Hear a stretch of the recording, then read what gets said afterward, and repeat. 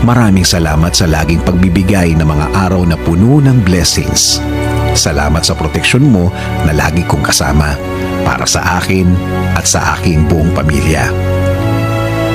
Thanks for your provision, your guidance, and protection. Thank you also, God, for your faithfulness and love for us, Lord. Panginoon, i-bless niyo po ang aking plano sa aking buhay at sa aking pamilya. Alam ko po na lagi niyo akong pinoproteksyonan kasama ng aking mga pangarap.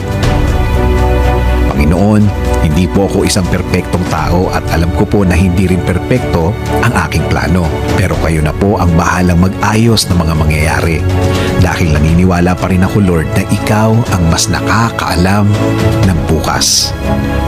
Alam ko po, Lord, na marami pa akong dadaanan para matupad ang aking plano sa aking buhay. Pero alam ko po na bibigyan niyo po ako at ang aking plano sa buhay ng tamang direksyon.